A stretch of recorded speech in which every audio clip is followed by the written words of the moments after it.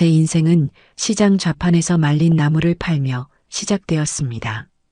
맵고 짠 세월을 맨몸으로 버텨내며 저는 새벽별을 보고 가게 문을 열고 저녁달을 보며 문을 닫는 삶을 살았어요. 남편은 아들 석진이가 갓 돌을 지났을 무렵 허망하게 세상을 떠났습니다. 사람들은 청산과부라며 저를 동정했지만 저는 슬퍼할 겨를도 없었습니다. 품 안에서 꼼지락거리는 어린 것을 먹이고 입히려면 눈물보다 땀을 먼저 쏟아야 했거든요. 그렇게 악착같이 살아온 제 인생의 유일한 자부심이자 보상은 바로 아들 배석진이었습니다. 시장에서 번 돈으로 아들을 공부시켰습니다. 남들은 아들 하나에 인생을 걸었다고 혀를 찼지만 저는 그 말이 싫지 않았어요. 석진이는 제 기대를 저버리지 않고 번듯하게 자라주었습니다. 좋은 대학을 나와 누구나 알만한 대기업에 취직했을 때 저는 세상을 다 얻은 기분이었죠. 정숙 씨, 아들 잘 키워서 이제 호강만 남았네. 주변 상인들의 부러움 섞인 인사에 어깨가 으쓱해지곤 했습니다. 네, 저는 정말 그렇게 믿었어요. 제 고생은 이제 끝났고 아들이 차려주는 밥상에 숟가락만 얹으면 되는 행복한 노년만이 남아있다고요. 그런 제 인생에 활용점정을 찍은 것은 바로 며느리 박민지였습니다. 아들이 어느 날 수줍은 얼굴로 제 앞에 데려온 아가씨였죠. 참하고 단아한 인상에 말 한마디 한마디가 어찌나 상냥하고 예쁘던지요. 저는 첫눈에 민지가 마음에 쏙 들었습니다. 요즘 젊은 애들 같지 않게 어른을 공경할 줄 알고 제 눈치를 살피는 모습이 기특하기까지 했어요. 어머니, 민지 씨예요. 제가 평생 함께하고 싶은 사람입니다. 석진이의 말에 저는 두말 없이 결혼을 허락했습니다. 아들이 좋다면 저도 좋은 것이고 무엇보다 제 눈에도 민지는 100점짜리 며느리감이었습니다. 결혼 후 민지는 제 기대를 한치도 벗어나지 않았어요. 주말이면 가게 일을 돕겠다며 팔을 걷어붙이고 퇴근길에는 제 무릎이 아프다던 말을 기억하고 약을 사오는 살가운 아이였습니다. 친딸이 있었어도 이보다 더했을까 싶었죠. 그리고 마침내 제 평생의 소원이 이루어졌습니다. 민지가 아이를 가졌다는 소식을 전해왔을 때 저는 기쁨의 눈물을 펑펑 쏟았습니다. 만삭이 되어 배가 남산만해진 며느리의 모습을 보는 것만으로도 배가 불렀어요.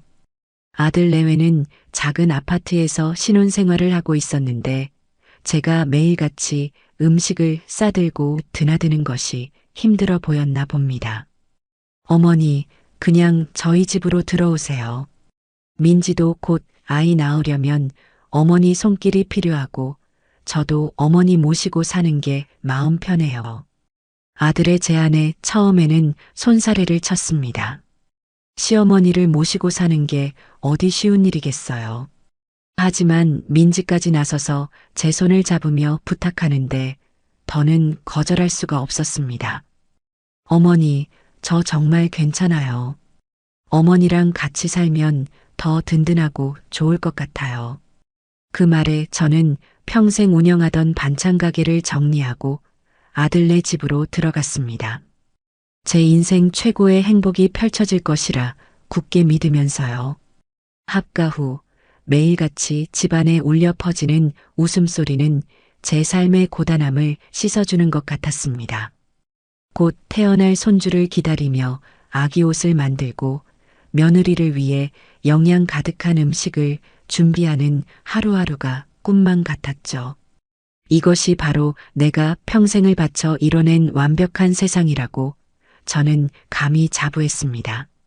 하지만 완벽하다고 믿었던 제 세상에 균열이 가기 시작한 것은 아주 사소한 것에서부터였습니다.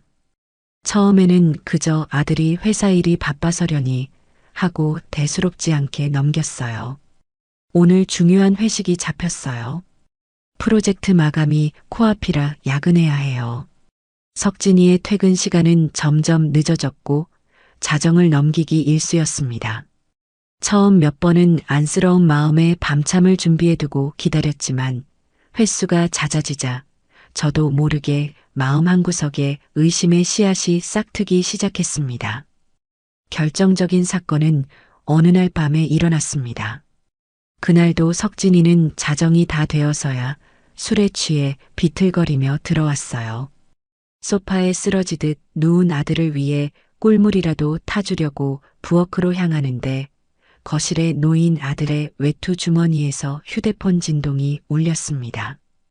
혹시나 급한 전화일까 싶어 화면을 들여다본 순간 저는 제 눈을 의심했습니다. 내 사랑이라고 저장된 이름이 반짝이고 있었거든요. 당연히 며느리 민지일 것이라 생각했지만 민지는 제 옆에서 곤히 잠들어 있었습니다. 심장이 쿵 하고 내려앉는 기분이었어요. 온몸의 피가 차갑게 식는 것 같았죠. 떨리는 손으로 전화를 받으려던 찰나 석진이가 벌떡 일어나 제 손에서 휴대폰을 낚아채듯 뺏어 들었습니다. 그리고는 황급히 베란다로 나가 소곤소곤 통화를 이어갔어요. 지금 집이야. 어머니가 계셔서. 아니야, 별일 없어. 내가 나중에 다시 전화할게. 그의 목소리는 당황한 기색이 역력했습니다. 그날 이후 집안의 공기는 눈에 띄게 달라졌습니다. 제 의심의 눈초리를 느낀 것인지 석진이는 제게 날을 세우기 시작했어요. 어머니, 왜 제 전화를 마음대로 받으려고 하세요? 사생활이라는 거 모르세요? 오히려 큰 소리를 치는 아들의 모습에 저는 기가 막혀 아무 말도 할 수 없었습니다. 더 걱정스러운 것은 민지의 변화였어요. 안 그래도 만삭이라 힘든 아이의 얼굴에서 웃음기가 완전히 사라졌습니다. 밤마다 뒤척이며 소리 없이 눈물을 삼키는 것을 몇 번이나 목격했지만 제가 아는 척 다가가면 민지는 그저 아이가 자꾸 차서요. 라며 애써 웃어 보일 뿐이었죠. 저는 답답한 마음에 하루는 민지를 붙잡고 물었습니다. 아가, 혹시 무슨 일 있는 거니? 석진이 때문에 힘든 거면 나한테라도 털어놓으렴. 제 말에 민지의 눈동자가 파르르 떨리는가 싶더니 이내 고개를 푹 숙이고 말더군요. 아니에요, 어머님. 저 정말 괜찮아요. 그냥 제가 예민해서 그래요. 더는 묻지 말아달라는 듯한 단호한 태도에 저는 더 이상 아무것도 물을 수 없었습니다. 하지만 직감할 수 있었어요. 저 두 사람 사이에 그리고 우리 가족 사이에 무언가 아주 잘못되어 가고 있다는 것을요. 불길한 예감은 좀처럼 가시지 않고 무거운 납덩이처럼 제 가슴을 짓눌렀습니다. 그렇게 위태로운 평화가 이어지던 어느 날 결국 올 것이 오고야 말았습니다. 창밖에는 장대비가 억수같이 쏟아붓던 밤이었어요. 그날따라 유난히 불안한 마음에 잠을 이루지 못하고 있는데 새벽 2시가 넘은 시간에 전화벨이 요란하게 울렸습니다. 발신자는 아들 석진이었습니다. 석진아, 이 밤중에 웬일이냐? 어머니, 큰일 났어요. 어머니. 수화기 너머로 들려오는 아들의 목소리는 다급함을 넘어 거의 절규에 가까웠습니다. 저는 순간 심장이 멎는 것 같았어요. 혹시 민지에게 무슨 일이라도 생긴 건가 싶어 가슴이 철렁 내려앉았죠. 왜 그래, 아가? 무슨 일이야? 민지는 괜찮은 거니? 민지가. 아들은 한참 동안 말을 잇지 못하고 흐느꼈습니다. 그리고 이내 제 귀를 의심하게 만드는 충격적인 말을 토해냈습니다. 민지가 도망쳤어요. 제 돈이랑 어머니 돈까지 전부 훔쳐서요. 흔적도 없이 사라졌다고요. 뭐, 그게 무슨 소리냐? 아가, 그게 말이 되는 소리야? 사실인걸요. 제가 그동안 말을 못했는데 그 여자 이상한 빚이 있었나 봐요. 그리고 뱃속의 아이도 어쩌면 제 아이가 아니었을지도 몰라요. 그래서 그런 거 아닐까요? 모든 게 거짓이었던 거예요. 저는 그 말을 믿을 수가 없었습니다. 상냥하고 착하기만 하던 민지가 내 돈을 훔쳐서 도망을 가다니요. 뱃속의 아이가 내 손주가 아닐 수도 있다니요. 머릿속이 하얗게 비어버리는 것 같았습니다. 이성을 잃고 소리쳤습니다. 너 지금 제정신으로 하는 소리냐? 민지가 그럴 리가 없어. 너 뭔가 잘못 안 거겠지. 아니에요, 어머니.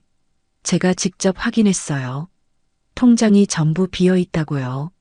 제가 그 여자를 찾아서 다 해결할게요.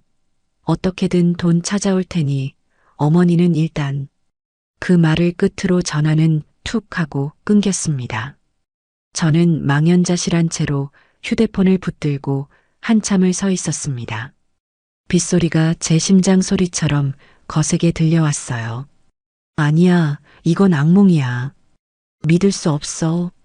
저는 비틀거리는 걸음으로 안방으로 향했습니다. 민지와 석진이가 함께 쓰던 방은 불이 꺼진 채 텅 비어 있었습니다. 장롱문은 활짝 열려 있었고 민지가 아끼던 옷 몇 가지와 소지품들이 사라져 있었어요. 정신없이 서랍을 뒤져 제가 평생 모아두었던 통장을 찾아냈습니다. 혹시나 하는 마음에 떨리는 손으로 통장 맨 뒷장을 확인하는 순간 저는 그 자리에 주저앉고 말았습니다. 0원. 선명하게 찍힌 숫자 앞에서 눈앞이 캄캄해졌어요. 시장에서 쭈그리고 앉아 남을 팔아번 돈, 아들 장가 보내고 남은 내 노후 자금, 곧 태어날 손주에게 뭐라도 해주고 싶어 한 푼 두 푼 모았던 내 평생의 피와 땀이었습니다. 그 모든 것이 하룻밤 사이에 먼지처럼 사라져버린 것이었죠. 하늘이 무너진다는 게 이런 기분일까요? 숨이 쉬어지지 않았습니다. 가슴을 쥐어뜯으며 소리 없이 오열했습니다. 그토록 예뻐했던 며느리에 대한 배신감, 내 아들을 기만하고 내 돈까지 훔쳐 달아난 그 아이에 대한 증오가 머리끝까지 차올랐어요. 그리고 동시에 그런 못된 것을 며느리로 들인 제 자신에 대한 원망과 아들을 제대로 지켜주지 못했다는 죄책감이 저를 덮쳤습니다. 폭풍우가 몰아치던 그날 밤, 제 완벽했던 세상은 그렇게 산산조각 나버렸습니다. 아들과 며느리는 동시에 사라졌고 저는 한순간에 모든 것을 잃은 빈털터리가 되어 텅 빈 집에 홀로 남겨졌어요. 그 지옥 같았던 밤의 시작을 저는 아직도 잊을 수가 없습니다. 그날 이후 제 시간은 멈춰버렸습니다. 폭풍우가 핥히고 간 집은 고요했지만 제 머릿속은 수만 가지 생각과 감정들이 뒤엉켜 더 큰 폭풍우가 몰아치고 있었어요. 뜬 눈으로 밤을 새우고 동이 트자마자 저는 무슨 정신이었는지 경찰서로 달려갔습니다. 퉁퉁 부은 눈으로 밤사이 일어난 일을 횡설수설 설명했지만 제 이야기를 듣는 젊은 경찰의 표정은 시큰둥하기만 했습니다. 그는 하품을 쩍하며 심드렁하게 물었죠. 그러니까 할머님 말씀은 며느리가 돈을 갖고 아드님이랑 같이 나갔다. 이 말씀이시죠? 아니요. 며느리가 돈을 훔쳐서 도망갔고 내 아들은 그년을 잡으러 나간 거라니까요. 제가 목소리를 높이자 그는 귀찮다는 듯이 서류에 몇 자 끄적이며 말했습니다. 성인 남녀 두 사람이 같이 사라진 걸로 보이는데 이게 사건이 되긴 좀 어렵습니다. 부부싸움하고 며칠 바람 쐬러 갔을 수도 있고요. 일단 가출 신고는 해드릴 테니 며칠 더 기다려보시죠. 저는 가슴을 치며 애원했습니다. 내 전 재산이 없어졌어요. 이건 명백한 도둑질이고 사기예요. 하지만 경찰은 그저 저를 안쓰럽다는 눈으로 쳐다볼 뿐 제 말을 진지하게 들어주지 않았습니다. 결국 저는 아무런 소득도 없이 경찰서 문을 나서야 했어요. 세상은 내 편이 아니라는 사실을 뼈저리게 실감하는 순간이었습니다. 경찰서에서 나와 향한 곳은 은행이었습니다. 혹시나 아주 만에 하나라도 뭔가 잘못된 것일지도 모른다는 신락 같은 희망을 붙잡고 싶었거든요. 하지만 은행 창구 직원은 제 통장을 이리저리 살펴보더니 안타깝다는 표정으로 말했습니다. 어머님, 이체 내역을 보니 모두 정상적으로 처리되었는데요. 공인인증서를 통해 인터넷 뱅킹으로 이체된 거라 저희가 어떻게 해드릴 수 있는 게 없습니다. 그 말에 마지막 희망마저 산산조각 났습니다. 공인인증서. 그건 분명 아들 내외가 관리하던 것이었어요. 그 순간 제 머릿속에서는 민지가 컴퓨터 앞에 앉아 제 통장에 돈을 빼내가는 모습이 선명하게 그려졌습니다. 그 아이의 상냥했던 미소 뒤에 그런 악랄한 계획이 숨어 있었다니 소름이 끼칠 정도로 무서웠어요. 집으로 돌아오는 발걸음은 천근만근 무거웠습니다. 텅 빈 집에 들어서는 순간 현관문 앞에 붙어 있는 낯선 종이 한 장이 눈에 들어왔어요. 최고장. 처음 보는 단어였지만 붉은색 글씨가 주는 불길한 느낌만은 선명했습니다. 종이를 떼어 내용을 읽어본 저는 다시 한번 그 자리에 얼어붙고 말았습니다. 아들 배석진의 이름으로 빌린 대출금이 연체되었으니 보증인인 제가 당장 갚으라는 독촉장이었어요. 보증인 김정숙. 제 이름 세 글자가 선명하게 박혀 있었습니다. 저는 아들의 보증을 서준 기억이 전혀 없었어요. 하지만 그 종이에는 제 도장까지 찍혀 있었습니다. 그제야 기억이 났습니다. 몇 달 전 석진이가 무슨 서류를 내밀며 어머니, 회사에 제출할 서류인데 어머니 도장이 좀 필요해요. 라고 말했던 일이요. 저는 아들이 하는 일이니 의심 한 점 없이 도장을 내주었죠. 그것이 제 이름으로 빚을 만드는데 사용될 줄은 꿈에도 몰랐던 겁니다.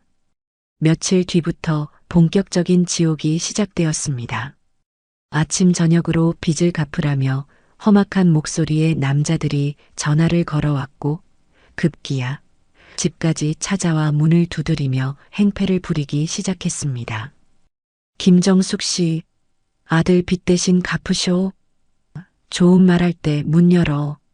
저는 무서워서 숨도 제대로 쉬지 못하고 방 안에 숨어 벌벌 떨기만 했습니다. 이웃들은 수군거리기 시작했고 저를 바라보는 시선에는 동정과 경멸이 뒤섞여 있었어요. 결국 저는 집주인에게서 방을 빼달라는 통보를 받았습니다. 아들 내외와 행복하게 살던 제 인생의 결실이라고 믿었던 그 집에서 저는 쫓겨나듯 나와야만 했죠. 남은 짐이라고는 옷가지 몇 개가 전부였습니다. 평생 일군 반찬가게 권리금까지 전부 아들 결혼 자금에 보태고 남은 돈은 통장에 넣어뒀는데 그 돈마저 사라졌으니 저는 하루아침에 알거지가 된 셈이었죠. 갈 곳 없는 제가 찾아간 곳은 시장 구석의 허름한 여인숙이었습니다. 눅눅하고 곰팡이 냄새가 진동하는 작은 방에 누워 저는 매일 밤 눈물로 베개를 적셨습니다. 민지, 이 악독한 것. 너 때문에 내 인생이 이게 무슨 꼴이람. 내 아들 인생은 또 어떡하고. 며느리에 대한 증오와 원망을 곱씹으며 저는 하루하루를 버텼습니다. 그 아이를 미워하지 않으면 이 모든 불행의 화살이 제 아들과 저에게로 향할 것 같아 두려웠기 때문입니다. 여인 숙비도 감당할 수 없게 되자 저는 결국 보증금 100만 원에 월세 10만 원짜리 지하 단칸방을 구했습니다. 햇볕 한 줌 들지 않는 여름에는 눅눅하고 겨울에는 외풍이 살을 애는 곳이었죠. 살기 위해 다시 일을 시작해야 했습니다. 60이 넘은 나이에 저를 받아주는 곳은 없었어요. 수십 군데를 돌아다닌 끝에 겨우 동네 작은 식당의 주방 보조 자리를 구할 수 있었습니다. 하루 종일 허리 한번 펴지 못하고 산더미 같은 설거지를 하고 뜨거운 불 앞에서 음식물 쓰레기를 치우는 고된 일이었습니다. 손목은 시큰거리고 허리는 끊어질 듯 아팠지만 저는 이를 악물고 버텼습니다. 어떻게든 살아서 내 아들이 돌아오는 것을 봐야 했고 그 악독한 며느리에게 복수해야 했으니까요. 식당 동료들은 제 사정을 어렴풋이 알고 수군거렸습니다. 아이고, 저 할머니 딱하기도 하지. 며느리한테 전 재산 다 털리고 아들은 행방불명이라며? 그러게 말이야. 사람을 어떻게 믿고 돈을 다 맡긴대? 그러니 저 고생을 하지. 그들의 말이 비수처럼 가슴에 박혔지만 저는 아무렇지 않은 척 묵묵히 제 일만 했습니다. 제 마음속에는 오직 한 가지 생각뿐이었어요. 내 아들은 피해자다. 석진이는 지금도 저 못된 여자를 잡기 위해 어디선가 고생하고 있을 것이다. 그렇게 믿지 않으면 무너져 내리는 제 삶을 지탱할 수가 없었습니다. 그렇게 1년이라는 시간이 흘렀을까요? 지옥 같은 하루하루를 겨우 버텨내던 어느 날 낯선 주소로부터 편지 한 통이 도착했습니다. 떨리는 손으로 편지를 뜯어보니 그 안에는 익숙한 아들의 필체가 담겨 있었습니다. 어머니, 죄송합니다. 불효자식은 그저 웁니다. 민지를 찾아서 어떻게든 돈을 받아내려고 지난 1년간 전국을 헤맸지만 결국 찾지 못했습니다. 그 여자는 작정하고 제 인생을 망가뜨리려고 했던 것 같습니다. 이 모든 것이 제 탓인 것만 같아 너무나 억울하고 분해서 어머니를 뵐 면목이 없습니다. 조금만 더 기다려주세요. 제가 어떻게든 이 문제를 해결하고 어머니 앞에 떳떳하게 나타나겠습니다. 부디 몸 건강히 지내고 계세요. 저는 그 편지를 부둥켜 안고 한참을 울었습니다. 거봐, 내 아들은 잘못이 없어. 내 아들도 피해자였어. 아들의 편지는 제 믿음에 확신을 더해 주었고 며느리 박민지에 대한 증오를 더욱 활활 불태우는 땔감이 되었습니다. 저는 그 편지를 성경책처럼 품에 넣고 다니며 고된 식당 일을 버텨낼 힘을 얻곤 했습니다. 언젠가 아들이 모든 것을 해결하고 돌아올 그날만을 손꼽아 기다리면서요. 시간은 무심하게 흘러 3년이라는 세월이 지났습니다. 제 삶은 조금도 나아지지 않았어요. 여전히 어둡고 축축한 지하방에서 살았고 식당 주방의 기름때는 제 손에 주름처럼 깊게 배어 있었습니다. 아들에게서는 그 후로 단 한 번의 연락도 없었죠. 이제는 희망보다 절망에 더 익숙해져 버린 그저 숨만 쉬며 살아가는 삶이었습니다. 그러던 어느 가을날 저녁이었어요. 고된 일을 마치고 파김치가 되어 집으로 돌아왔는데 우편함에 낯선 편지 한 통이 꽂혀 있었습니다. 발신인 주소도 이름도 없는 깨끗한 흰 봉투였죠. 빛 독촉장은 아닐까 싶어 가슴이 철렁했지만 왠지 모를 기묘한 느낌에 이끌려 봉투를 열었습니다. 안에는 삐뚤빼뚤한 글씨로 단 한 문장이 적혀 있었습니다. 아드님을 믿지 마세요. 순간 머리를 한 대 세게 얻어맞은 듯한 충격에 휩싸였습니다. 이게 대체 무슨 소리일까요? 누군가의 악랄한 장난일까요? 아니면 나를 비웃는 사람의 조롱일까요? 저는 화가 치밀어 올라 그 종이를 구겨 쓰레기통에 던져버렸습니다. 별 미친놈 다 보겠네. 감히 누굴 의심하라는 거야. 그렇게 소리쳤지만 한번 마음에 들어온 의심의 씨앗은 쉽게 사라지지 않았습니다. 그날 밤 저는 잠을 이루지 못하고 밤새 뒤척였습니다. 구겨버린 종이 속의 문장이 머릿속을 떠나지 않고 계속해서 맴돌았어요. 아들을 믿지 말라니. 내 인생의 전부인 아들을. 말도 안 되는 소리라고 몇 번이나 되뇌었지만 마음 한구석에서 스멀스멀 피어오르는 불안감은 어쩔 수가 없었어요. 지난 3년간 단 한 번의 전화도 없이 편지 한 통만 보내온 아들의 행적이 처음으로 의아하게 느껴지기 시작한 것입니다. 그날 밤 제 단단했던 믿음의 벽에 아주 작고 희미한 균열이 생겨나고 있었습니다. 그 이상한 편지를 받은 뒤로도 제 일상은 변함이 없었습니다. 여전히 식당에서 허리가 휘도록 일하고 축축한 지하방으로 돌아와 고단한 몸을 눕히는 생활의 연속이었죠.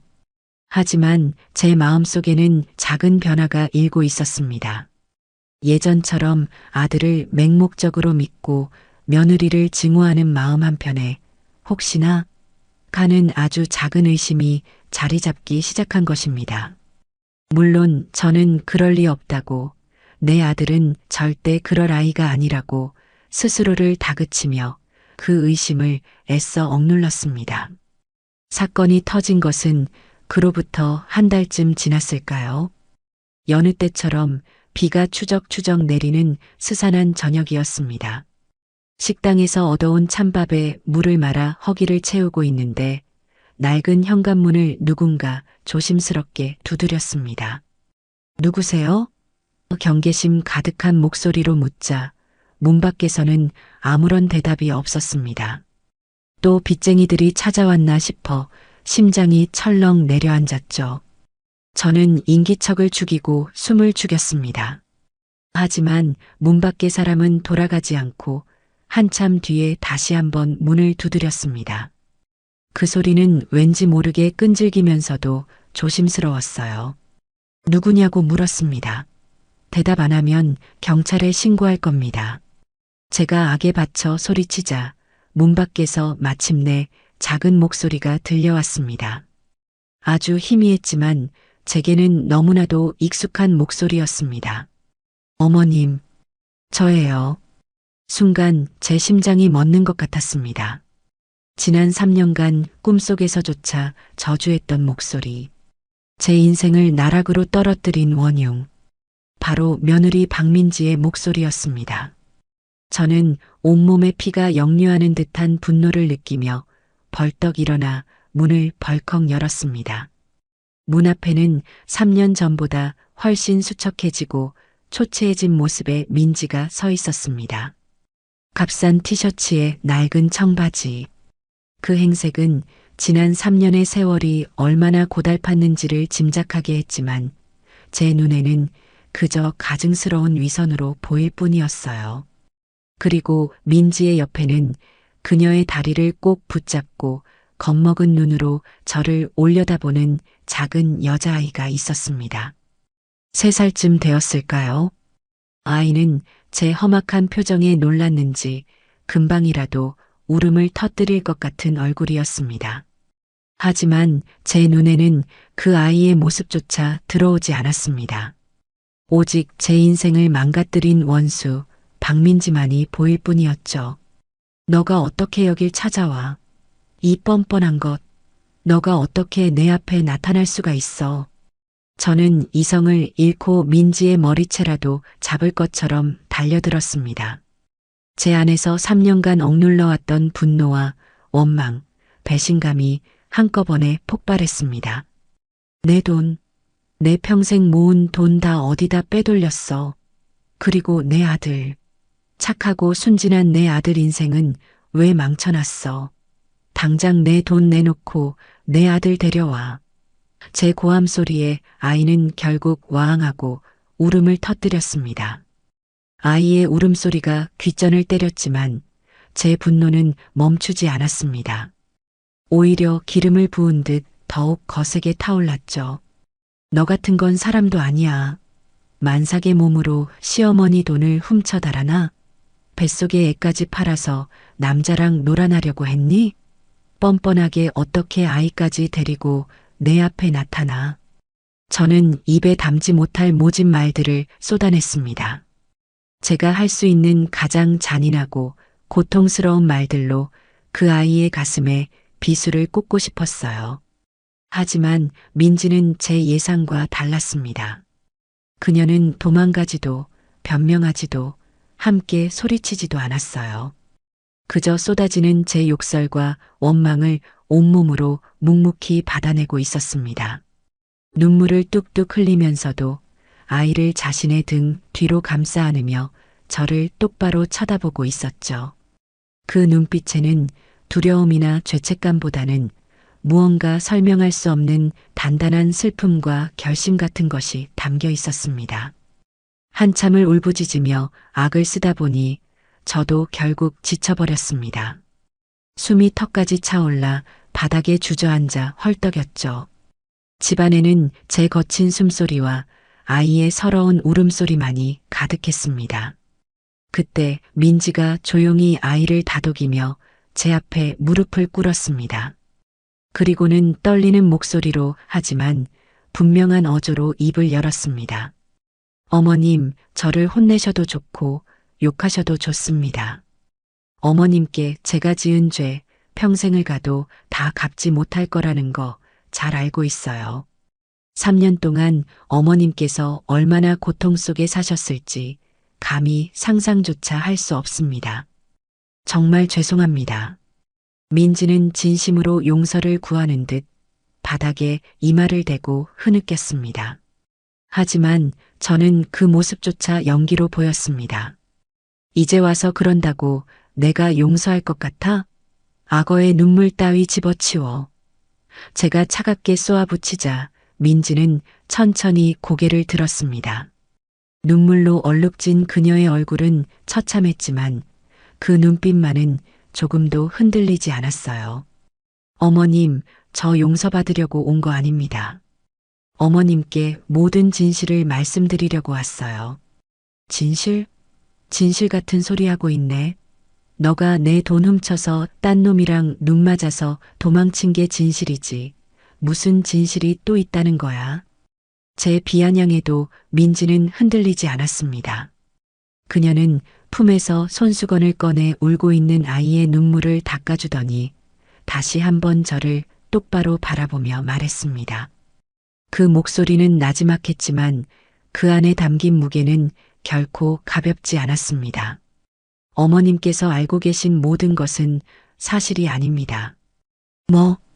어머님이 알고 계신 건 전부 배석진 씨가 꾸며낸 이야기예요. 저는 도망친 게 아니라 도망쳐야만 했습니다.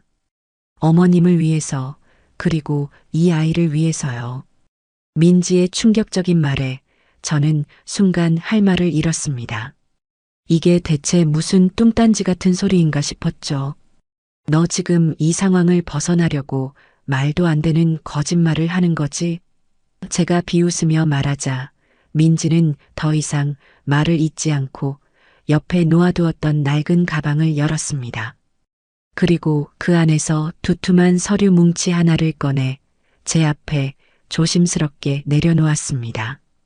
누렇게 변색된 종이들과 사진 몇 장, 그리고 빼곡하게 무언가 적힌 노트였습니다.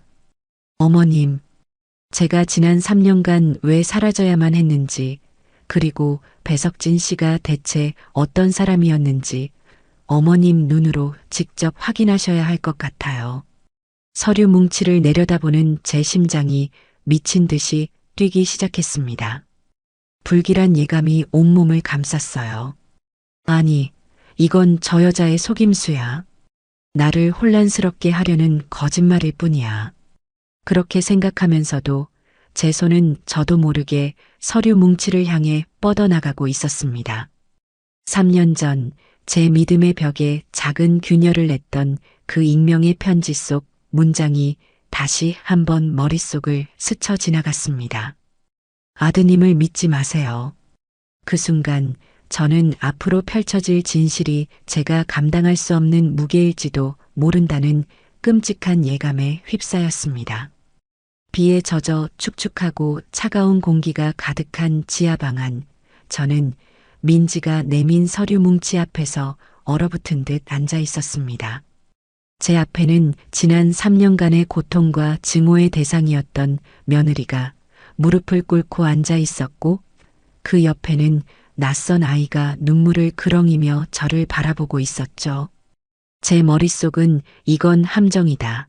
속아서는 안 된다는 경고음이 시끄럽게 울리고 있었지만 제 손은 이미 서류 뭉치 위로 올라가 있었습니다. 진실을 마주하는 것이 두려웠지만 동시에 외면할 수도 없는 강렬한 이끌림이었습니다. 떨리는 손끝으로 맨 위에 놓인 종이 한 장을 집어들었습니다. 그것은 은행 거래 내역서였습니다. 이름란에는 선명하게 배석진 세 글자가 찍혀 있었어요. 내 아들의 통장 내역이었습니다. 날짜는 우리가 함께 살던 바로 그 시기였습니다. 저는 눈을 가늘게 뜨고 입출금 내역을 훑어 내려갔습니다. 수백만 원, 때로는 1,000만 원이 넘는 거액의 돈이 낯선 이름으로 빠져나가고 있었습니다. 석진이가 야근을 한다고 회식이 있다고 했던 바로 그날들이었습니다. 제 심장이 바닥으로 곤두박질 치는 소리가 들리는 듯 했습니다. 이게 다 뭐냐? 제 목소리가 저도 모르게 갈라져 나왔습니다. 민지는 아무 말 없이 다음 서류를 제 앞으로 밀었습니다. 여러 장의 사진이었습니다. 첫 번째 사진 속에는 제 아들 석진이가 낯선 여자와 팔짱을 낀 채 환하게 웃고 있었습니다. 배경은 고급 레스토랑이었고 테이블 위에는 값비싼 와인과 음식이 놓여 있었죠. 다음 사진은 더 충격적이었습니다. 두 사람이 고급 호텔 로비로 보이는 곳에서 다정하게 껴안고 있는 모습이었습니다. 사진 속 여자의 얼굴은 처음 보는 사람이었지만 그 행복해 보이는 표정만큼은 선명했습니다. 사진의 날짜는 민지의 배가 한창 불러오던 시기였습니다. 제 손이 부들부들 떨리기 시작했습니다. 머릿속이 뒤죽박죽 엉망이 되어 아무런 생각도 할 수 없었어요. 거짓말, 이건 다 조작된 거야. 너가 나를 속이려고 만든 거지? 현실을 부정하는 제 말에 민지는 조용히 고개를 저었습니다. 그리고는 마침내 입을 열어 지난 3년간 그녀가 겪어야 했던 끔찍한 진실을 털어놓기 시작했습니다. 어머님 배석진 씨는 오래전부터 노름에 빠져 있었어요. 처음에는 저도 몰랐습니다. 회사 일이 힘들어서 스트레스를 푸는 정도라고만 생각했어요. 민지의 목소리는 차분했지만 그 안에는 깊은 슬픔이 배어 있었습니다. 그녀의 이야기에 따르면 아들 석진은 회사에서 받은 대출은 물론 지인들에게까지 손을 벌려 거액의 노름빚을 지고 있었다고 합니다. 제가 알던 성실하고 착한 아들의 모습은 그저 껍데기에 불과했던 것입니다. 내 연녀의 존재를 알게 된 것은 임신 7개월 차에 접어들었을 때였습니다. 우연히 보게 된 석진의 휴대폰 속에서 다정한 메시지와 사진들을 발견하고 민지는 세상이 무너지는 것 같은 충격을 받았다고 했습니다. 그 사람에게 따져 물었어요. 제발 그만두고 가정으로 돌아오라고, 곧 태어날 아이를 생각해서라도 정신 차려달라고 무릎 꿇고 빌었습니다. 하지만 석진의 반응은 냉담했다고 합니다. 오히려 뭐가 문제냐는 듯 큰 소리를 쳤고 그날 이후 폭언과 무시가 시작되었다고 했어요. 민지가 제게 아무 말도 하지 못했던 이유는 석진이가 어머니께 알리는 날엔 당신과 뱃속의 아이까지 가만두지 않겠다고 협박했기 때문이었습니다. 아들이 그런 악마 같은 말을 했다는 사실을 저는 도저히 믿을 수가 없었습니다. 그리고 마침내 모든 것이 끝장나던 그날 밤의 이야기가 시작되었습니다. 그날 밤 그 사람은 빚쟁이들에게 마지막 독촉을 받고 완전히 이성을 잃은 상태였어요.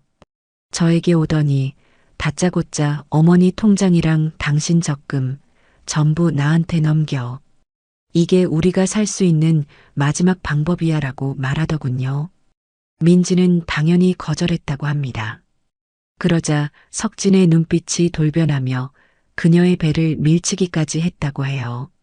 민지는 너무 무서워서 뒷걸음질 쳤지만 석진은 그녀의 뺨을 때리며 이렇게 말했다고 합니다. 제 심장을 후벼 파는 악마의 속삭임이었습니다. 좋아. 그렇다면 당신이 다 뒤집어 쓰는 수밖에. 당신이 내 연남이랑 짜고 돈 훔쳐서 도망친 걸로 만들 거야. 어머니는 나를 믿지 당신을 믿을까? 내가 전화 한 통만 하면 당신은 순식간에 파렴치한 며느리가 되는 거라고. 뱃속에 그게 정말 내 애인지도 모르겠는데 무슨 상관이야. 조용히 사라져. 내 눈앞에서 사라지면 유혈 사태는 막아줄게. 만약 경찰에 신고하거나 헛소리하고 다니면 내가 전국 끝까지 쫓아가서 당신이랑 그 뱃속에 애 편하게 살지 못하게 만들어줄 테니까. 민지의 이야기가 끝나자 방 안에는 무거운 침묵만이 흘렀습니다. 저는 숨을 쉴 수가 없었어요. 제 아들이, 제가 금지옥엽 키운 내 아들이 만삭의 아내에게 그런 끔찍한 협박을 했다는 사실을 제 머리가 받아들이기를 거부하고 있었습니다. 하지만 제 눈앞에 놓인 증거들, 노름빛 내역서, 내연녀와의 사진, 그리고 아들의 이름으로 된 사채 계약서까지 모든 것이 민지의 말이 사실임을 증명하고 있었습니다. 민지는 그날 밤 아이를 지키기 위해 가진 돈 몇 푼만 챙겨서 도망치듯 집을 나왔다고 했습니다. 그리고 지난 3년 동안 아무도 모르는 곳에서 홀로 아이를 낳고 온갖 굳은 일을 해가며 돈을 벌었다고 해요. 그 돈으로 흥신소를 고용해 배석진의 행적을 쫓고 이 모든 증거를 하나하나 모아왔던 것입니다. 어머니 처음에는 그냥 이 아이랑 조용히 살려고 했어요. 그런데 그 사람이 어머니 이름으로까지 사채를 썼다는 걸 알게 된 순간 더 이상 숨어만 있으면 안 되겠다고 생각했습니다. 어머니까지 위험하게 만들 수는 없었어요. 그제야 모든 조각들이 맞춰졌습니다. 사라진 내 돈, 내 이름으로 된 빚, 아들의 거짓말, 그리고 3년 만에 나타난 며느리. 제가 3년 동안 쌓아 올렸던 증오와 원망의 성이 한순간에 와르르 무너져 내렸습니다. 그 자리에는 제 아들에 대한 혐오감과 눈앞의 며느리에 대한 미안함, 그리고 제 자신에 대한 참을 수 없는 부끄러움만이 남았습니다. 제가 미워해야 했던 것은 며느리가 아니라 제 배 아파 낳은 제 아들이었습니다. 제가 지켜주지 못했던 것은 아들이 아니라 이 선량하고 가여운 며느리와 뱃속의 아이였습니다. 아가, 내가 미안하다. 마침내 제 입에서 터져나온 것은 울음 섞인 사죄였습니다. 저는 민지 앞에 엎드려 통곡했습니다. 내가 죽일년이야. 내 아들을 그따위로 키운 내가 죄인이야. 아무것도 모르고 너를 원망하고 저주했던 나를 용서하지 마라. 저는 바닥에 머리를 찌우며 울부짖었습니다. 지난 3년간의 고통이, 어리석었던 제 자신에 대한 한탄이 한꺼번에 터져 나왔습니다. 그러자 민지가 다가와 제 어깨를 부축해 일으켜 주었습니다. 그녀 역시 눈물을 펑펑 쏟고 있었어요. 아니에요, 어머니. 어머니 잘못이 아니에요. 저라도 그랬을 거예요. 자기 자식을 믿는 게 부모 마음이잖아요. 그녀는 저를 원망하지 않았습니다. 오히려 저를 위로하고 있었죠. 저는 그 따뜻한 말에 더욱 서럽게 울 수밖에 없었습니다. 한참을 울어 정신을 차렸을 때 제 옆에서 훌쩍이고 있던 작은 아이가 눈에 들어왔습니다. 민지가 아이를 제 앞으로 데려왔습니다. 어머니, 인사드려요. 어머님 손녀, 소미예요. 저는 떨리는 눈으로 아이를 바라보았습니다. 아이는 제 아들 석진의 어릴 적 모습을 꼭 빼닮아 있었습니다. 하지만 겁에 질려 동그래진 눈망울은 제 앞에서 억울함을 토해내던 민지의 눈과 같았어요. 아이는 제 핏줄이자 며느리가 온갖 고통을 감내하며 지켜낸 생명이었습니다. 소미야 할머니야. 제가 떨리는 손을 뻗자 아이는 잠시 망설이더니 제 손가락을 작은 손으로 꼭 잡았습니다. 그 따뜻하고 부드러운 감촉이 제 심장으로 전해지는 순간 저는 다시 한번 눈물을 터뜨렸습니다. 이것은 슬픔의 눈물이 아니었어요. 제 어리석음을 씻어내고 새로운 삶의 이유를 찾은 참회의 눈물이자 다짐의 눈물이었습니다. 저는 다짐했습니다. 이 아이와 제게 딸보다 더한 존재가 되어버린 며느리를 위해서라도 나는 더 이상 무너지지 않겠다고. 내 아들이 저지른 죄악을 이 어미의 손으로 반드시 바로잡겠다고. 그렇게 제 길고 길었던 3년의 겨울은 끝나고 시리고도 아픈 새로운 봄을 맞이하고 있었어요. 그날 이후 제 지하방의 공기는 완전히 달라졌습니다. 눅눅한 슬픔과 고독 대신 뜨거운 분노와 차가운 결의가 그 공간을 채웠어요. 민지와 저는 밤이 깊도록 마주 앉아 앞으로의 일을 의논했습니다. 제 옆에서 곤히 잠든 소미의 숨소리를 들으며 저는 더 이상 눈물만 흘리는 나약한 늙은이가 아니었습니다. 제 딸과 손녀를 지키기 위해서라면 악마라도 될 수 있는 강인한 할머니로 다시 태어난 것이었죠. 민지야, 그놈한테 남은 미련 같은 건 이제 한 톨도 없다. 내 손으로 낳았지만 이제 그놈은 내 아들이 아니야. 사람의 탈을 쓴 짐승이지. 그 짐승을 단죄하는 게 어미로서 내가 할 수 있는 마지막 도리인 것 같다.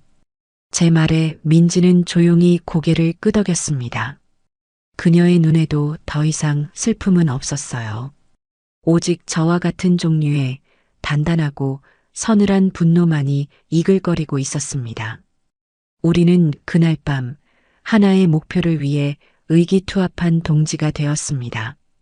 단순히 배석진을 경찰에 넘겨 죗값을 치르게 하는 것만으로는 부족했어요. 그건 너무 쉬운 벌이었습니다. 그놈과 그 옆에 붙어 단물을 빨아먹은 내연녀가 우리에게 주었던 고통, 그 절망과 비참함을 똑같이 아니 몇 배로 되돌려 주어야 했습니다. 그들의 인생을 뿌리부터 송두리째 뽑아버리기로 우리는 조용히 맹세했습니다. 우선 가장 시급한 것은 우리의 보금자리였습니다. 갓 3살 된 어린아이를 이 어둡고 축축한 지하방에서 키울 수는 없었어요. 저는 다음 날 바로 평생 간직해왔던 제 결혼 반지와 남편이 남긴 유품 시계를 처분했습니다. 짠순이라는 소리를 들어가며 한 번도 손에서 빼지 않았던 반지였지만 조금도 아깝지 않았습니다. 과거에 얽매여 살기엔 우리가 앞으로 함께 만들어가야 할 미래가 더 중요했으니까요.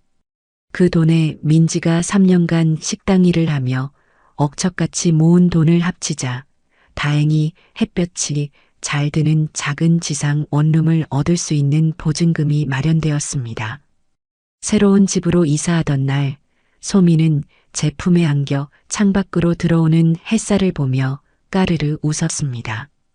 그 웃음소리를 듣는 순간 저는 비로소 제가 왜 살아야 하는지를 깨달았어요.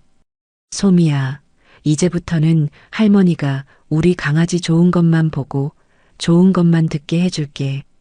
제 말에 아이는 알아들었다는 듯 제 볼에 작은 입술을 쪽 맞추었습니다. 그 온기에 제 마음속 복수의 칼날은 더욱 날카롭게 벼려졌습니다.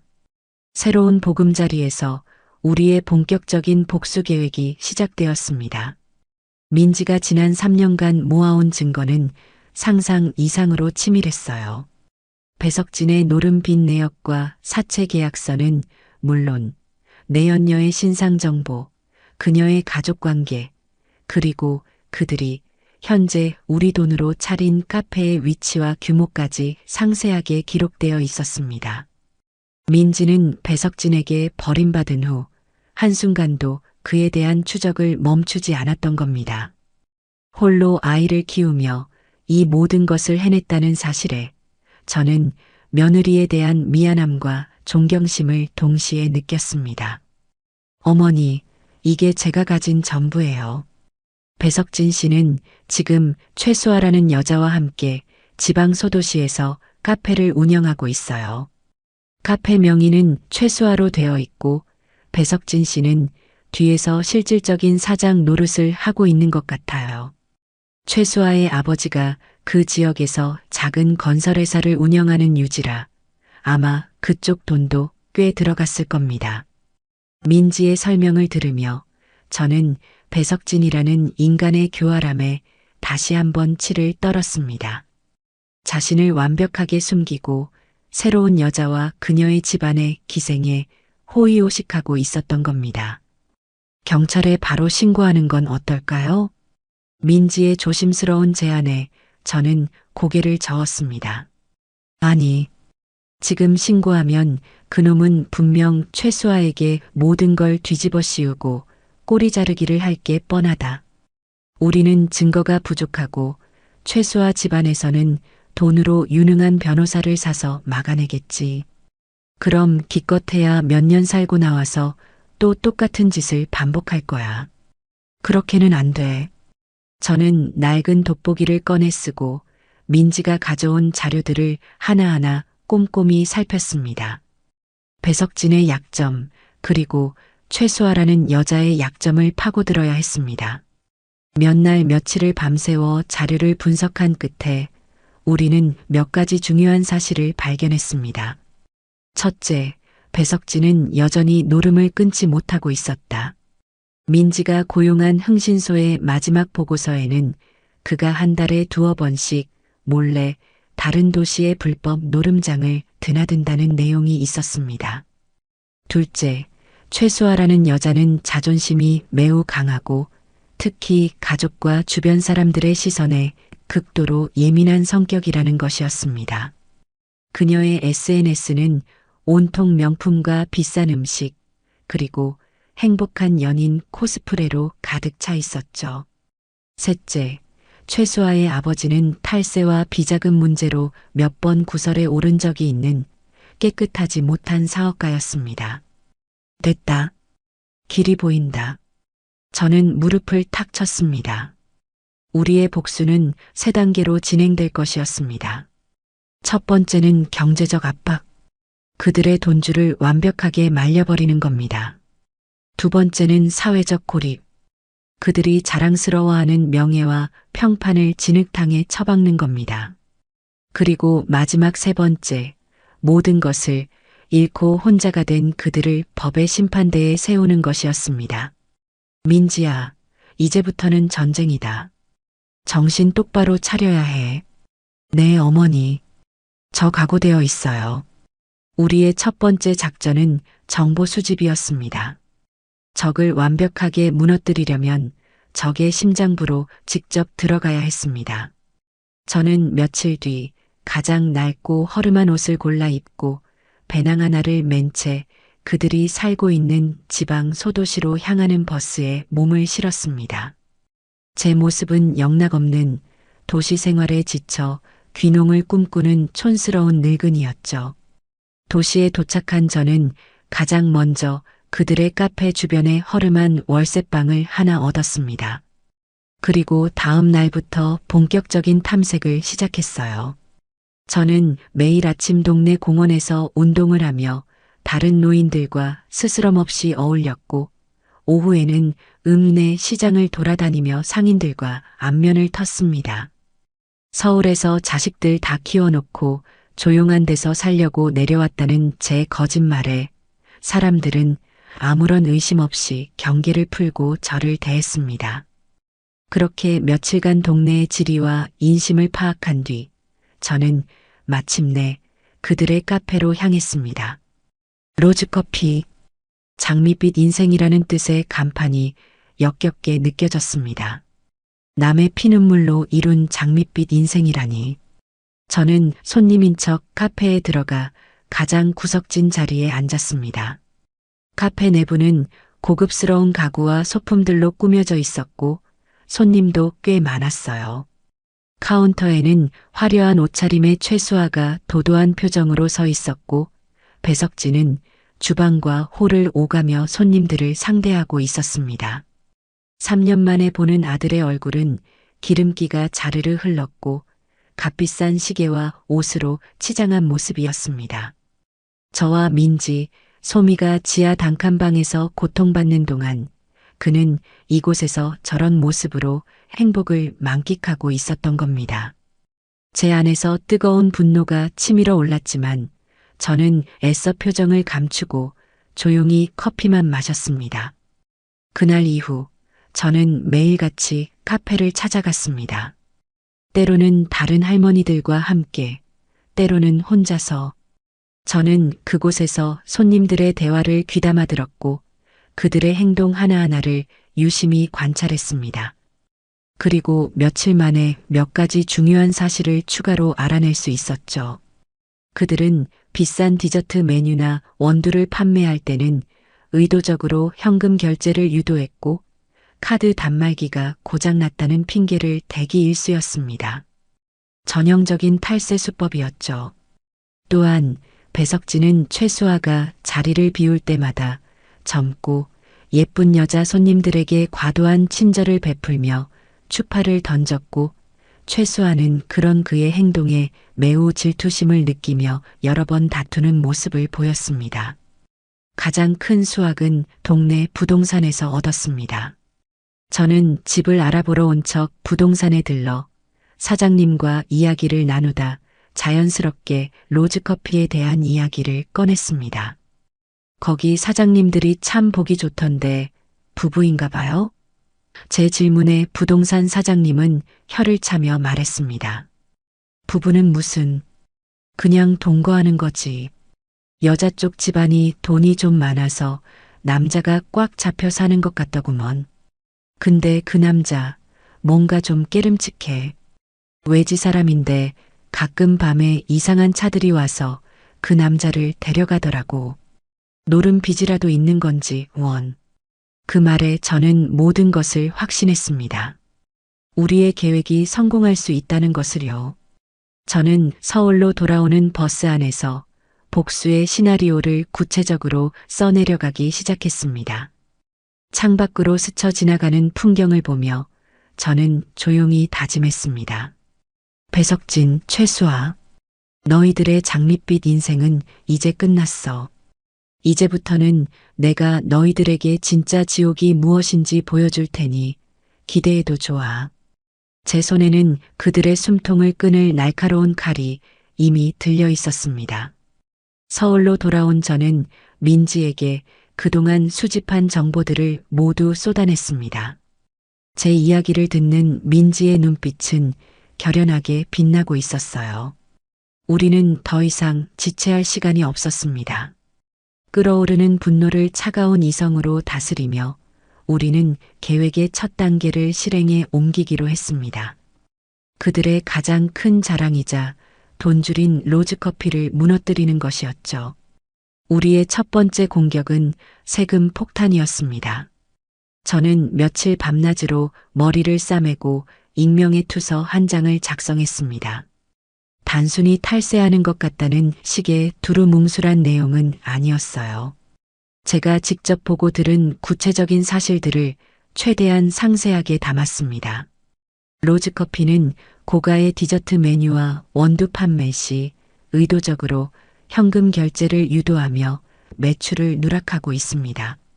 사장인 최수아 씨는 사업자 등록증 상해 대표일 뿐 실질적인 운영은 동거남인 배석진 씨가 하고 있으며 이 자금의 출처가 매우 불분명합니다.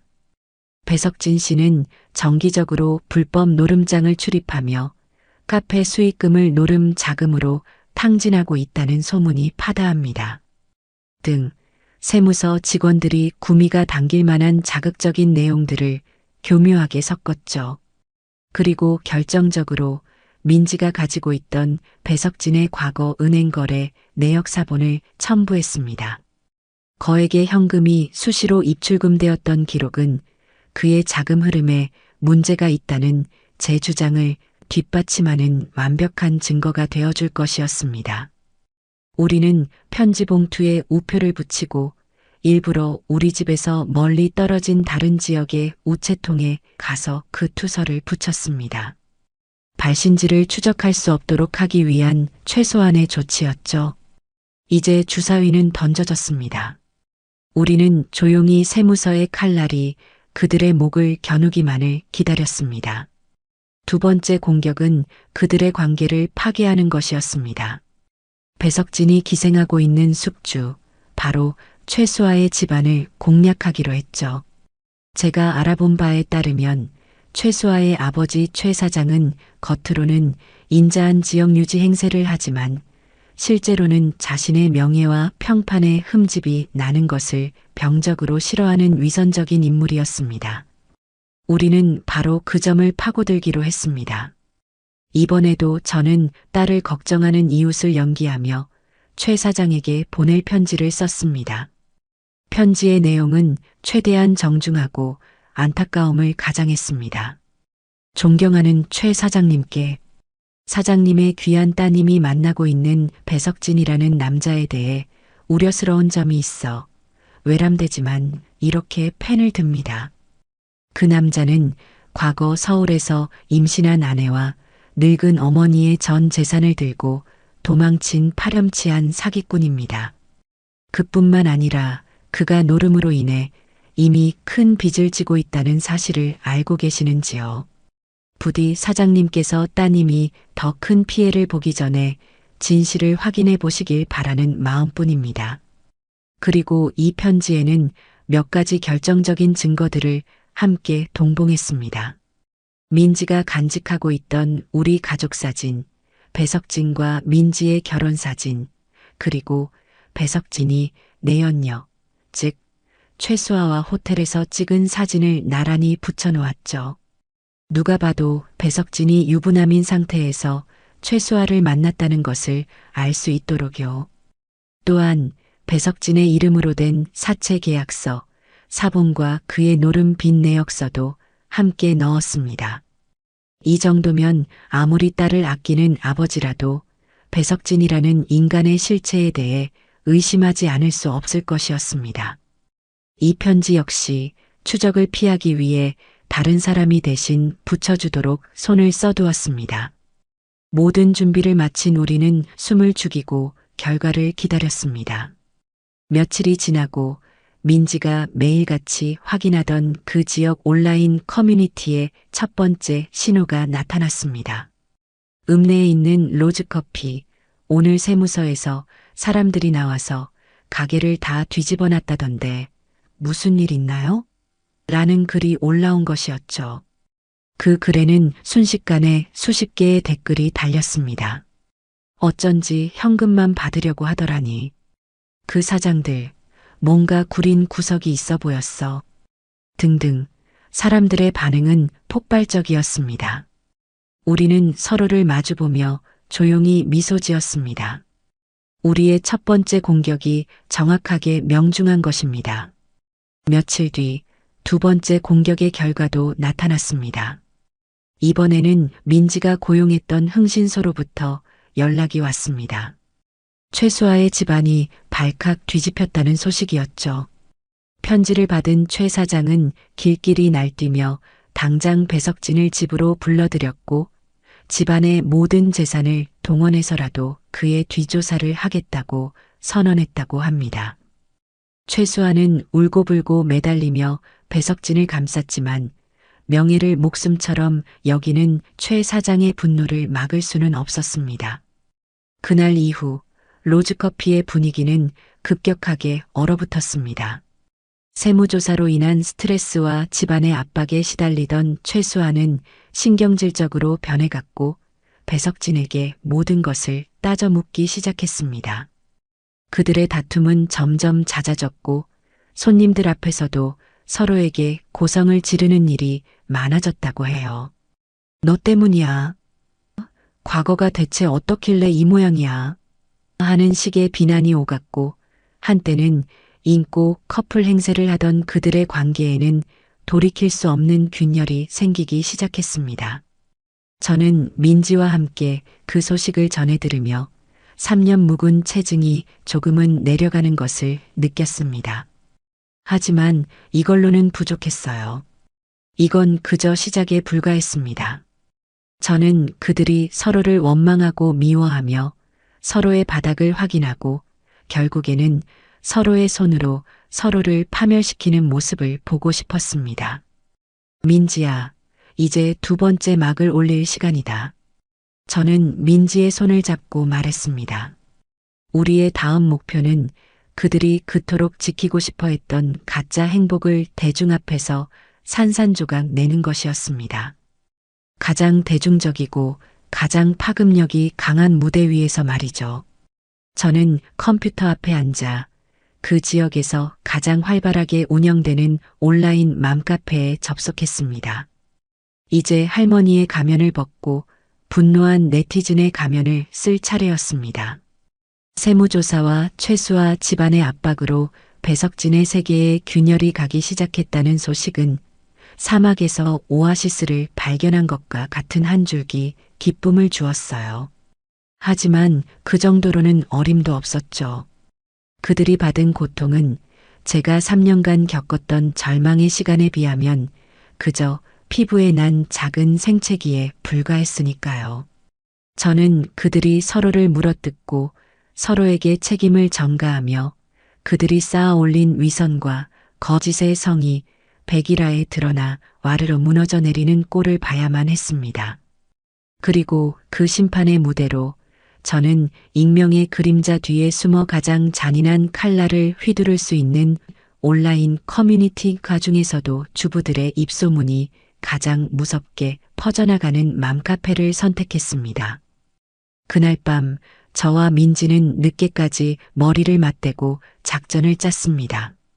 민지야, 우리가 직접 나서서 소문을 내는 건 위험 부담이 너무 크다. 그놈들은 분명 명예훼손으로 우리를 역공격하려 들 테니까. 가장 좋은 방법은 다른 사람들이 스스로 의심하고 스스로 소문을 퍼뜨리게 만드는 거야. 제 말에 민지는 스마트폰을 두드리며 고개를 끄덕였어요. 어머니 말씀이 맞아요. 특히 이런 지역 커뮤니티는 한번 불이 붙으면 걷잡을 수 없이 번져요. 처음에는 아주 사소한 불씨를, 그리고 점차 기름을 부어 마지막에 우리가 가진 증거로 폭탄을 터뜨리는 거죠. 우리는 서로의 눈빛에서 같은 종류의 차갑고도 명민한 분노를 읽을 수 있었습니다. 저는 민지의 도움을 받아 대포폰을 하나 개설하고 그것으로 그 지역에서 가장 회원수가 많은 맘카페에 가입했습니다. 아이디는 일부러 조금 촌스럽고 정의감에 불타는 듯한 느낌을 주기 위해 은방울꽃으로, 닉네임은 정의는 살아있다로 지었죠. 프로필 사진은 길가의 핀 들국화 사진으로 설정했어요. 누가 봐도 세상 물정 잘 모르는 순수한 중년 여성의 모습으로 보이도록 말이에요. 우리의 첫 번째 공격은 아주 신중하고 또 자연스럽게 시작되어야 했습니다. 저는 며칠 동안 카페의 다른 글들을 읽으며 그곳의 분위기와 말투를 익혔습니다. 그리고 마침내 첫 번째 글을 올렸어요. 안녕하세요. 얼마 전 이쪽으로 이사온 50대 주부입니다. 동네 구경하다가 인테리어가 너무 예쁜 카페가 있기에 들어가 봤는데 비앙 로지였나? 그런데 분위기에 비해 커피 맛이 너무 실망스러워서요. 혹시 저만 그렇게 느낀 건가요? 원두를 너무 태운 건지 끝 맛이 쓰고 탄 맛이 너무 강하더라고요. 응대하시는 젊은 사장님들도 좀 시크한 것 같고 요즘 스타일인 건지 제가 너무 옛날 사람이라 그런가 싶어 다른 분들 의견은 어떠신지 여쭤봅니다. 이 글의 핵심은 나만 그런가 하고 다른 사람들의 동의를 구하는 것이었어요. 사람들은 자신의 경험을 이야기하고 싶어 하는 심리가 있으니까요. 제 예상은 정확하게 들어맞았습니다. 글을 올린 지 1시간도 채 되지 않아 댓글이 폭발적으로 달리기 시작했어요. 어머, 제 마음을 그대로 읽으셨네요. 저도 얼마 전에 남편이랑 갔다가 커피 한 모금 마시고 그냥 나왔어요. 돈 아까워서. 맞아요. 특히 그 여자 사장, 사람을 위아래로 훑어보는 기분이랄까? 명품으로 치장하고 엄청 도도하게 구는데 손님인 제가 다 주눅 들더라고요. 저는 남자 사장이 더 별로였어요. 능글맞게 웃으면서 괜히 말 거는데 눈빛이 좀 부담스러웠어요. 저희 남편이 옆에서 엄청 불쾌해했다니까요. 거기 위생도 좀 의심스럽던데요? 테이블 닦는 행주에서 쉰내 나는 것 같았어요. 저와 비슷한 경험을 한 사람들의 불만이 복물처럼 터져 나왔습니다. 이미 세무조사 소문으로 흉흉했던 민심에 제 글은 작은 불씨를 던진 셈이었죠. 저는 제 글에 달린 댓글 하나하나에 저만 그런 게 아니었군요. 다들 비슷하게 느끼셨네요. 하고 공감하는 답글을 달아주며 부정적인 여론을 더욱 증폭시켰습니다. 며칠 동안 카페에 대한 불만 여론을 충분히 형성시킨 뒤 저는 두 번째 단계에 돌입했습니다. 이번에는 민지가 다른 아이디를 만들어 지나가던 행인인 척 제가 쓴 글에 새로운 의혹을 제기하는 댓글을 다는 방식이었어요. 근데 이 카페 사장님들이 좀 특이하긴 하더라고요. 제가 듣기로는 정식 부부가 아니라던데 남자분이 여자분 집에 얹혀 사는 거라고 들었어요. 그리고 남자분 과거가 서울에서 좀 복잡했다는 소문도 있고요. 혹시 저만 들은 건가요? 괜한 헛소문이면 죄송합니다만 하도 흉흉한 세상이라 아이 데리고 다니는 입장에서 괜히 좀 신경 쓰여서요. 이 댓글은 그야말로 기름을 붓는 격이었습니다. 사람들의 호기심은 폭발했고 카페의 맛이나 서비스에 대한 불만은 순식간에 사장들의 사생활에 대한 추측과 의혹으로 번져나갔습니다. 어머, 정말요? 어쩐지 나이 차이도 좀 나 보이고 분위기가 이상하다 했어요. 무슨 소문인데요? 좀 더 자세히 알려주세요. 너무 궁금해요. 저도 그 남자분 어딘가 쎄한 느낌이 들었어요. 혹시 전과라도 있는 거 아니에요? 등등 온갖 추측성 댓글들이 난무하기 시작했습니다. 그들의 장밋빛 인생은 익명의 대중들에 의해 순식간에 막장 드라마로 전락하고 있었습니다. 온라인에서의 소문은 오프라인보다 훨씬 더 빠르게 퍼져나갔습니다.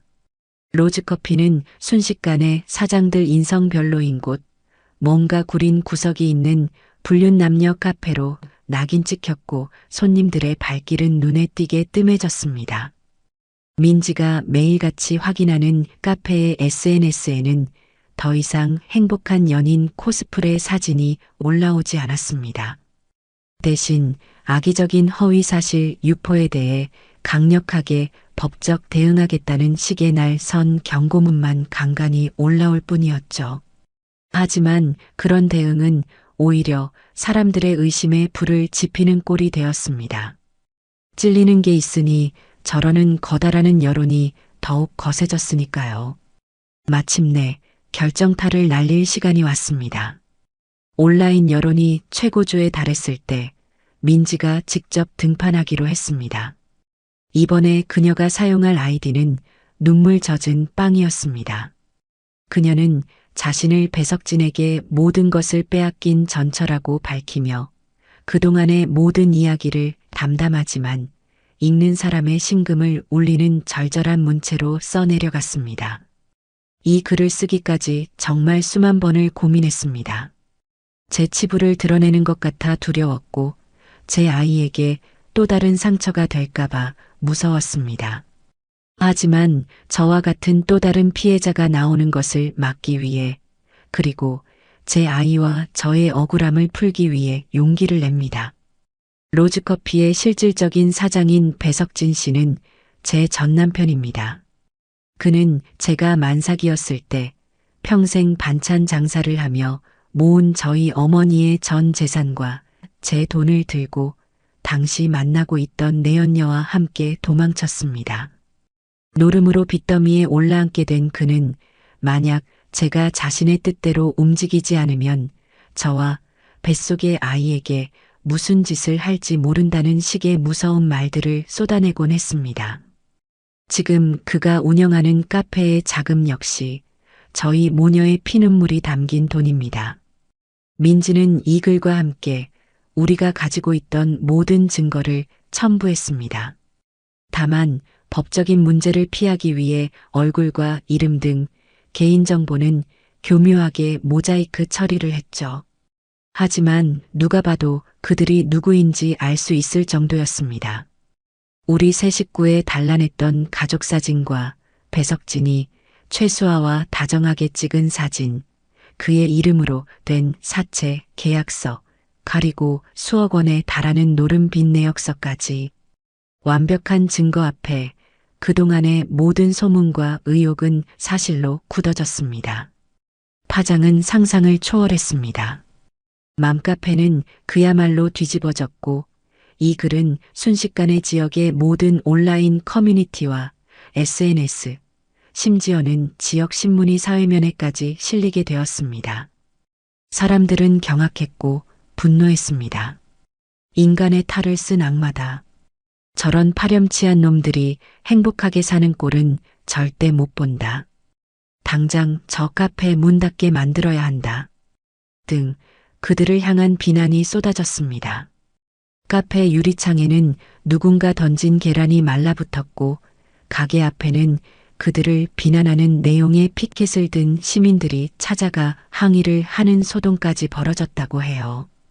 결국 온실 속 화초처럼 자라온 최수아는 이 모든 상황을 버텨내지 못했습니다.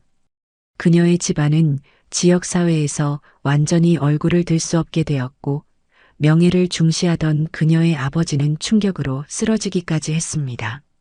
상간녀 사기꾼의 공범이라는 낙인은 그녀가 평생을 쌓아온 자존심과 허영심을 한순간에 무너뜨렸을 겁니다. 흥신소의 마지막 보고에 따르면 최수아는 배석진에게 남은 돈이라도 내놓으라며 처절하게 싸운 끝에 결국 그를 떠났다고 합니다. 그녀는 자신의 모든 SNS 계정을 삭제하기 전 저는 모든 사실을 몰랐습니다. 저 역시 그에게 속은 피해자입니다. 라는 짧은 글을 남기고 연기처럼 자취를 감추었습니다. 모든 것을 잃은 배석진은 텅 빈 카페에 혼자 남겨졌습니다.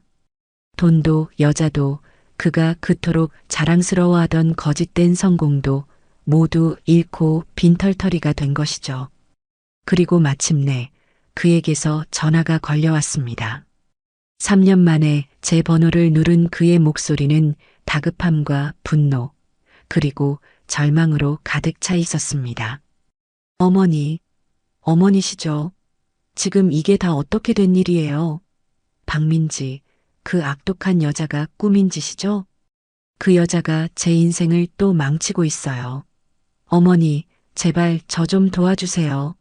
이대로는 저 정말 죽을 것 같아요. 제발요. 수화기 너머로 들려오는 아들의 울부짖음에 저는 차갑게 웃었습니다. 그는 마지막 순간까지도 모든 것을 민지의 탓으로 돌리고 제게 매달리고 있었습니다. 자신이 저지른 죄는 조금도 깨닫지 못한 채 말이죠. 그래, 석진아. 내 아들. 많이 힘들었겠구나. 얼마나 억울하고 분하겠니?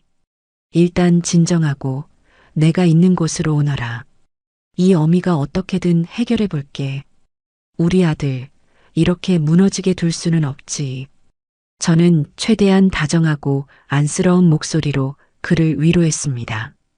제 연기에 완벽하게 속아 넘어간 그는 고맙다며 정말 어머니밖에 없다며 당장 서울로 올라오겠다고 했습니다. 저는 그와의 약속 장소를 정하며 조용히 옆에 있던 민지에게 눈짓을 보냈습니다. 이제 이 길고 긴 복수극의 마지막 막을 내릴 시간이었습니다. 심판의 시간이 마침내 다가오고 있었습니다. 수화기를 내려놓은 제 손이 파르르 떨리는 걸 멈출 수가 없었어요. 3년이라는 세월이 흘렀지만 제 귓가에 남은 아들의 목소리는 조금도 변하지 않았더군요. 자기 아니만을 위해 타인을 지옥으로 밀어넣는데 조금의 주저함도 없는 그 교활하고 이기적인 음색. 그 목소리를 다시 듣는 순간 제 마음 한구석에 신락같이 남아있던 모정이라는 감정의 마지막 불씨마저 차가운 재로 변해버렸습니다. 저는 더 이상 그의 어머니가 아니었어요. 저는 그저 그에게 인생을 송두리째 도둑맞은 피해자일 뿐이었죠. 제 옆에서 숨을 죽인 채 통화를 듣고 있던 민지가 하얗게 질린 얼굴로 다가와 제 어깨를 감쌌어요. 어머니 괜찮으세요? 손이 얼음장처럼 차가워요.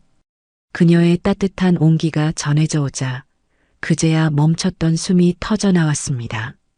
저는 민지의 손을 마주 잡았습니다. 괜찮다, 아가. 괜찮고 말고. 이제야말로 이 지긋지긋한 악연을 내 손으로 끊어낼 수 있게 됐는데 뭐가 걱정이겠니? 하지만 그건 제 자신에게 거는 주문과도 같았어요. 솔직히 말해 저는 두려웠습니다. 내일 그 아이의 얼굴을 마주했을 때 또다시 마음이 약해져 버릴까봐. 그 눈물 어린 거짓 연기에 속아 이 모든 계획을 망쳐버리게 될까봐. 제 안에 도사리고 있는 제 자신을 저는 믿을 수가 없었습니다. 그날 밤 우리 세 식구가 사는 작은 방에는 무거운 침묵과 긴장이 감돌았습니다. 민지는 저를 위해 따뜻한 대추차를 끓여왔고 우리는 식탁에 마주 앉아 말없이 차만 마셨죠. 잠든 소미의 고른 숨소리만이 이따금씩 정적을 깨뜨렸어요. 한참의 침묵 끝에 제가 먼저 입을 열었습니다. 민지야, 내가 잘 해낼 수 있을까? 제 나약한 질문에 민지는 조용히 제 손 위로 자신의 손을 포겠어요. 어머니는 세상에서 가장 강한 분이세요. 저 혼자였다면 아마 전 아직도 어딘가에서 숨어 살고 있었을 거예요. 어머니가 계셨기에 여기까지 올 수 있었어요. 그러니 내일도 분명 어머니는 가장 현명한 판단을 하실 거예요. 어머니 옆에는 제가 있고 소미가 있고 또 하늘에 계신 아버님께서도 힘을 주실 테니까요. 그녀의 말에는 사람의 마음을 움직이는 강한 힘이 있었어요. 하지만 저는 여전히 불안한 마음을 떨칠 수가 없었죠. 무섭다. 내가 그놈 얼굴을 보고 또 예전처럼 마음이 약해질까봐. 내 아들이라고 또 가여운 마음이 들어 모든 걸 망쳐버릴까봐. 내가 나를 못 믿겠다, 민지야. 제 솔직한 고백에 민지는 저를 가만히 안아주었습니다. 아니에요, 어머니. 어머니는 세상에서 가장 강한 분이세요. 저와 소미를 지켜주셨잖아요. 내일도 분명 잘 해내실 거예요. 어머니 옆에는 제가 있고 하늘에 계신 아버님도 어머니를 지켜주실 겁니다. 민지의 따뜻한 위로에 저는 비로소 마음의 안정을 찾을 수 있었습니다. 우리는 서로의 존재 자체가 가장 큰 용기라는 것을 다시 한번 확인했습니다. 우리는 그날 밤 뜬 눈으로 마지막 결전을 준비했습니다. 이것은 더 이상 감정적인 복수가 아니었습니다. 철저히 법의 테두리 안에서 그가 다시는 사회에 발을 붙이지 못하도록 완벽한 법적 증거와 논리를 구축해야 하는 싸움이었죠. 민지는 이성적으로 그리고 놀라울 정도로 침착하게 마지막 증거 자료들을 정리했습니다. 그녀는 지난 몇 주간 우리가 모은 자료를 들고 발품을 팔아 양심적인 변호사 한 분을 찾아냈습니다. 비싼 수임료를 받는 대형 로펌의 변호사는 아니었지만 약자의 편에서 정의를 위해 싸워온 눈빛이 살아있는 젊은 변호사였습니다. 홍 변호사님은 우리의 이야기를 듣고 배석진의 파렴치한 범행에 함께 분노해 주었습니다. 그는 우리가 모은 증거가 차고 넘친다며 형사고소와 민사소송을 동시에 진행하여 그가 가진 모든 것을 빼앗고 그가 저지른 모든 죄에 대한 대가를 치르게 만들 수 있다고 확신을 주었습니다. 어머님, 김정숙 여사님, 그리고 박민지 씨, 내일은 아주 중요한 날입니다. 배석진이라는 자는 분명 어머님의 동정심에 호소하며 마지막 발악을 할 겁니다. 절대 흔들리시면 안 됩니다. 약속 장소에서 그가 돈을 요구하고 어머님께서 준비하신 가방에 손을 대는 순간이 바로 그의 사기죄가 성립되는 결정적인 순간입니다. 경찰에는 제가 이미 모든 상황을 설명해 두었습니다. 그저 계획대로만 움직이시면 됩니다. 홍 변호사님의 차분한 설명은 우리에게 큰 힘이 되어 주었습니다. 하지만 저는 여전히 불안한 마음을 떨칠 수가 없었어요. 밤이 깊도록 거실을 서성이는 저를 보고 민지가 조용히 다가와 제 어깨를 감쌌습니다. 어머니, 무서우세요? 무섭다. 내가 그놈 얼굴을 보고 또 예전처럼 마음이 약해질까봐. 내 아들이라고 또 가여운 마음이 들어 모든 걸 망쳐버릴까봐. 내가 나를 못 믿겠다, 민지야. 제 솔직한 고백에 민지는 저를 가만히 안아주었습니다. 아니에요, 어머니.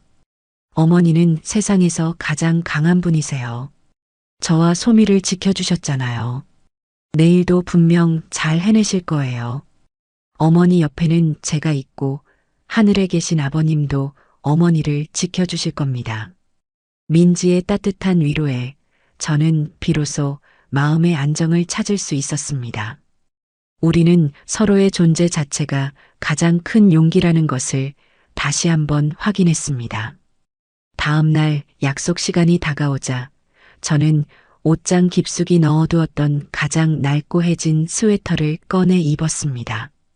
거울 앞에 선 제 모습은 영락없는 세상 풍파에 찌들어 모든 것을 잃어버린 가련한 노파의 모습이었죠. 민지는 제 손에 신문지를 가득 채운 묵직한 가방을 들려주며 제 손을 두 손으로 꼭 잡아주었습니다. 어머니, 할 수 있어요. 그 눈빛을 보며 저는 마지막 결의를 다졌습니다. 약속 장소인 서울역 근처의 카페는 생각보다 사람들로 붐볐습니다. 저는 홍 변호사님이 일러준 대로 카페의 가장 안쪽 CCTV가 잘 보이는 창가 자리에 앉았습니다. 이미 카페 안에는 손님으로 위장한 형사님들이 곳곳에 자리를 잡고 있었어요. 저는 애써 태어난 척 메뉴판을 들여다보았지만 쿵쾅거리는 심장 소리가 제 귀에까지 들리는 듯 했습니다. 약속 시간인 오후 2시 정각. 카페 문이 열리며 마침내 배석진이 모습을 드러냈습니다. 며칠 만에 본 그의 몰골은 그야말로 처참했습니다. 수염은 덥수룩하게 자라 있었고 기름때에 전 머리카락, 초점을 잃고 불안하게 흔들리는 눈동자. 그는 더 이상 제가 알던 번듯하고 잘생긴 제 아들이 아니었습니다.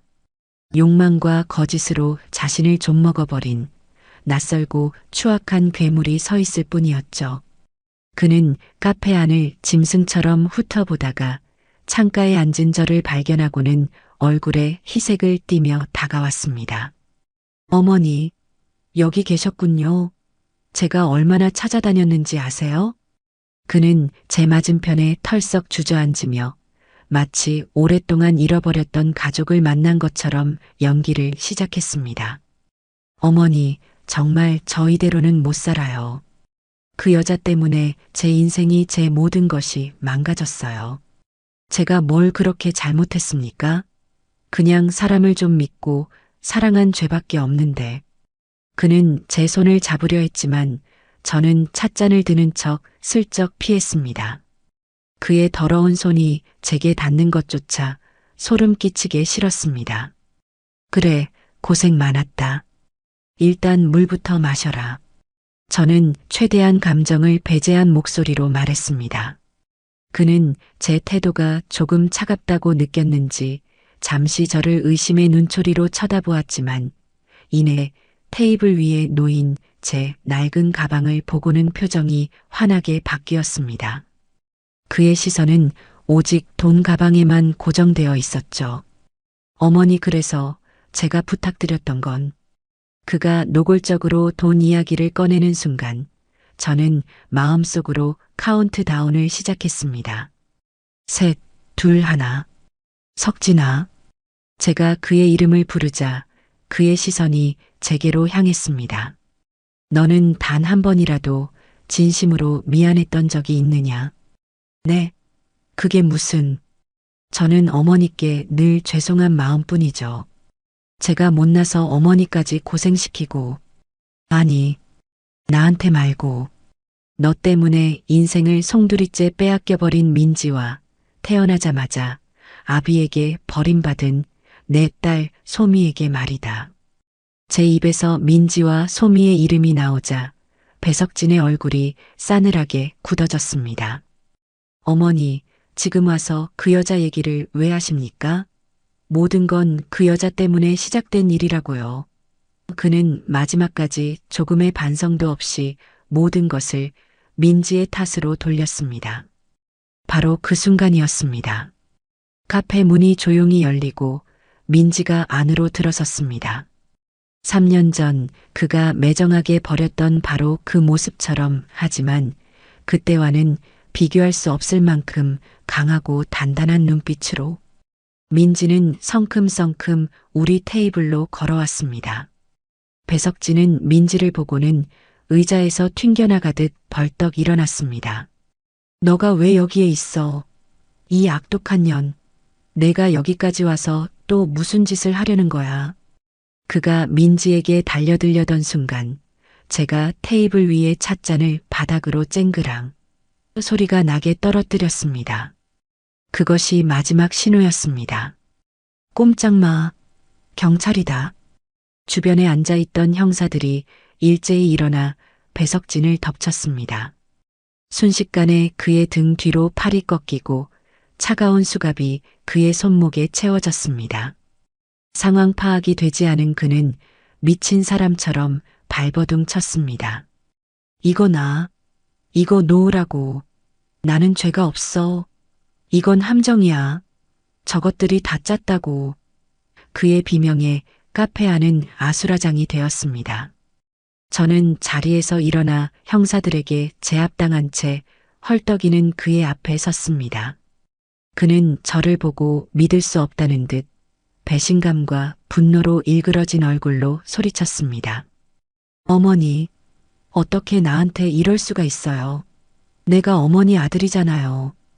그의 절규를 들으며 저는 제 인생에서 가장 슬프고도 단호한 목소리로 마지막 말을 건넸습니다. 그래, 너는 내 아들이었다. 하지만 너는 내 스스로 내 아들이기를 포기했다. 사람의 도리를 버리고 짐승의 길을 택했으니 이제부터는 짐승의 법을 따라라. 가서 너의 죄를 한 점의 의혹도 없이 전부 다 밝히고 죗값을 온전히 치르거라. 더 이상 어미 뒤에 숨어 비겁하게 살지 마라. 그것이 내가 너라는 비극을 낳은 어미로서 너에게 내리는 마지막 속죄다. 제 말을 끝으로 저는 민지의 손을 잡고 뒤도 돌아보지 않고 카페를 빠져나왔습니다. 등 뒤에서는 여전히 그의 울부짖음이 들려왔지만 제 마음은 이상할 정도로 고요했어요.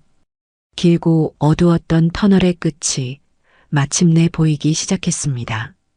배석진이 수갑을 차고 경찰서로 연행되는 모습을 뒤로하고 카페를 나섰을 때 바깥 공기는 이상할 만큼 상쾌하게 느껴졌어요.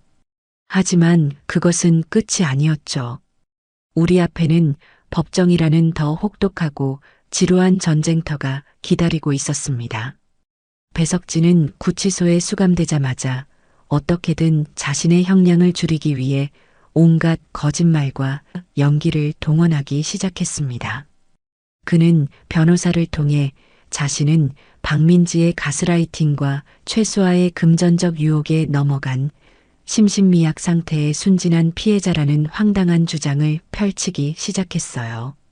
경찰 조사는 생각보다 훨씬 더 길고 지루한 과정의 연속이었어요. 저와 민지는 거의 매일같이 경찰서에 출두해 참고인 조사를 받아야만 했습니다. 조사를 담당한 박 형사님은 처음에는 우리 사건을 그저 그런 치정 얽힌 사기 사건 정도로 생각하는 듯 보였어요. 하지만 민지가 내놓은 지난 3년간의 기록이 담긴 수십 개의 파일과 증거 자료들을 검토하기 시작하면서 그의 눈빛이 달라지기 시작했죠. 이걸 민지 씨 혼자서 다 준비하셨다고요? 변호사도 없이? 그는 산더미 같은 자료 앞에서 혀를 내둘렀습니다. 그 안에는 배석진의 카드 내역, 통화 기록, 노름 사이트 접속 기록 분석 자료는 물론 그가 최수아와 주고받았던 SNS 메시지, 그리고 저도 몰랐던 재상금융권 대출 내역까지 그의 모든 범죄 행각이 날짜별로 꼼꼼하게 정리되어 있었습니다. 박 형사님은 그제야 우리 사건의 심각성을 깨닫고 특별수사팀을 꾸려 전담 수사에 착수했습니다. 그는 우리에게 진심으로 사과하며 반드시 배석진의 모든 죄를 밝혀내겠다고 약속했어요. 수사가 본격적으로 진행되자 배석진 측의 방해도 더욱 교묘해졌습니다.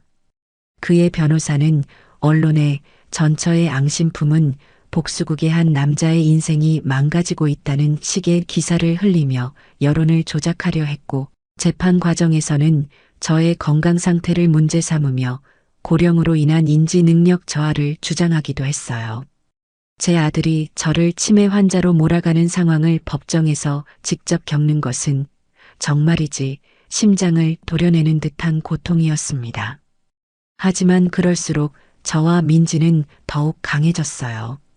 홍 변호사님은 상대 측의 모든 주장을 법리적으로 완벽하게 반박했고, 우리는 지칠 때마다 서로의 등을 토닥이며 힘이 되어 주었습니다. 수사 과정에서 새로운 사실들이 속속 드러나기도 했어요.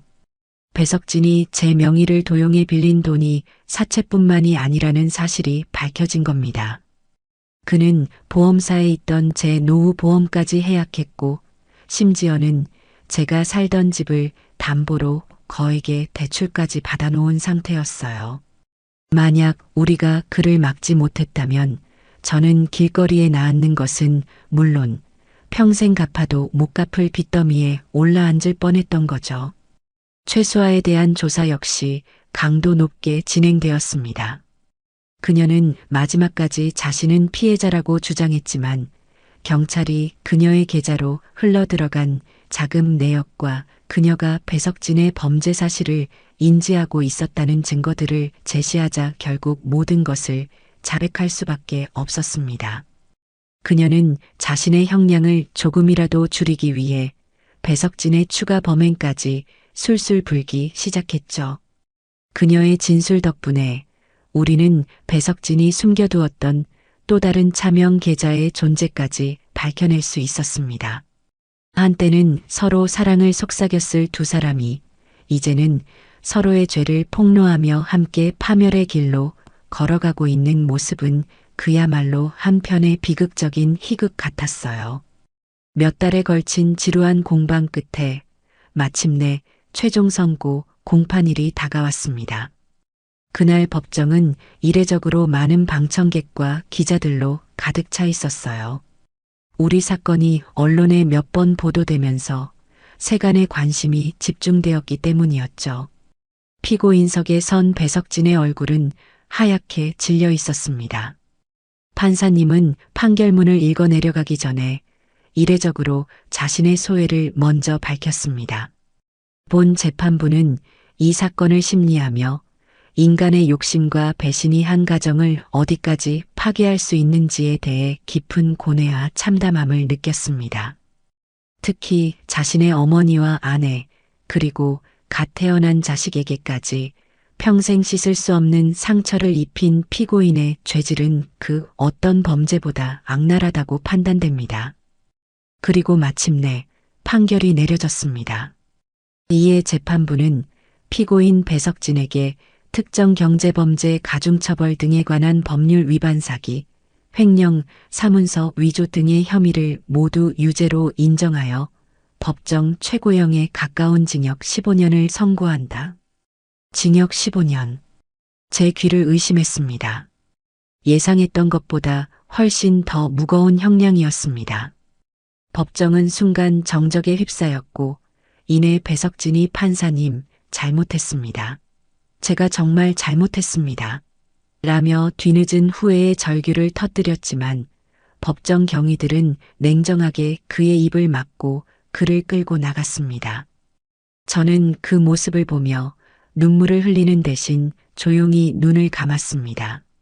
이것이 바로 우리가 원했던 정의의 모습이었습니다. 형사 재판이 끝나자마자 우리는 곧바로 민사소송을 진행했습니다. 이미 유죄 판결이 난 상태라 소송은 일사천리로 진행되었어요.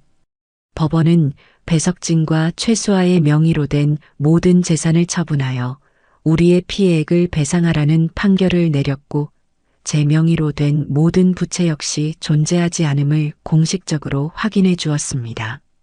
모든 법적 절차가 끝나고 홍 변호사님 사무실에서 마지막 서류를 받아들던 날이 아직도 생생해요. 홍 변호사님은 수임료도 받지 않겠다며 오히려 저희에게 작은 봉투 하나를 내밀었습니다. 어머님, 민지 씨. 두 분은 우리 사회에 아직 정의가 살아있다는 것을 보여주셨습니다. 이건 제 개인적인 마음입니다. 소미 양 맛있는 거 사주세요. 그 따뜻한 마음에 저와 민지는 또 한 번 눈물을 쏟고 말았습니다. 세상에는 배석진 같은 악마만 있는 것이 아니었어요. 우리 주변에는 이렇게 따뜻한 마음을 가진 좋은 사람들이 훨씬 더 많다는 것을 우리는 이 길고 힘든 싸움을 통해 깨닫게 되었습니다. 우리는 비로소 과거의 모든 족쇄를 끊어내고 진짜 새로운 삶을 향해 한 걸음 내디딜 준비를 마친 것이었습니다. 모든 법적 싸움이 끝나고 일상으로 돌아왔을 때 처음 며칠은 마치 긴 꿈에서 깨어난 것처럼 멍했어요. 지난 몇 년간 오직 배석진과의 싸움에만 모든 신경을 곤두세우고 살았던 터라 갑자기 찾아온 평화가 오히려 낯설게 느껴질 정도였죠. 저와 민지는 며칠 동안 아무것도 하지 않고 그저 소미를 끌어안고 잠만 잤던 것 같아요. 그동안의 피로와 긴장이 한꺼번에 몰려왔지만 한편으로는 제 인생에 다시 없을 깊은 평온을 느끼는 시간이기도 했습니다. 몸과 마음이 어느 정도 회복되자 우리 주변의 세상이 조금씩 달라져 보이기 시작했어요. 가장 큰 변화는 역시 사람들이었죠. 시장에 가면 예전에는 저를 슬슬 피하거나 동정 어린 눈으로 쳐다보던 상인들이 이제는 마치 개선장군을 맞이하듯 저를 반겨주었어요. 특히 제가 예전에 가게를 할 때부터 알고 지냈던 과일 가게 순이 엄마는 제 손을 붙잡고 눈물까지 글썽였습니다. 언니 정말 고생 많았어. 내가 속으로 얼마나 언니를 응원했는지 몰라. 어떻게 그런 독한 놈을 상대로 이겨냈어. 정말 대단해, 우리 언니. 그녀는 제게 가장 크고 좋은 사과 한 봉지를 쥐어주며 앞으로는 좋은 일만 있을 거라고 진심으로 축복해 주었어요. 그들의 따뜻한 말 한마디 한마디가 제 마음속 깊은 곳에 남아있던 마지막 상처의 흉터까지 어루만져주는 것 같았어요. 우리 세 식구의 삶에도 새로운 규칙과 일상이 자리 잡기 시작했습니다. 민지는 더 이상 제 눈치를 보지 않았고 저 역시 그녀를 며느리가 아닌 친딸처럼 대하게 되었죠. 우리는 아침마다 함께 식탁에 앉아 그날의 계획을 세웠고 저녁에는 소파에 나란히 앉아 드라마를 보며 웃고 울었어요. 소미는 그런 저와 민지 사이를 오가며 애교를 부렸고 아이의 웃음소리는 우리 집을 가득 채우는 가장 아름다운 배경음악이 되어 주었습니다. 그러던 어느 날 민지가 조심스럽게 제게 제안을 해왔어요. 어머니, 우리 다시 시작해보는 거 어때요? 어머니의 손맛과 제 젊음을 합치면 분명 멋진 일을 해낼 수 있을 거예요. 저는 처음에는 손사래를 쳤습니다. 내가 이 나이에 무슨, 그냥 이렇게 소미나 돌보면서 조용히 사는 게 내 복이지. 하지만 민지는 포기하지 않았어요. 그녀는 며칠 밤낮으로 사업 계획서를 만들어 제게 보여주었습니다.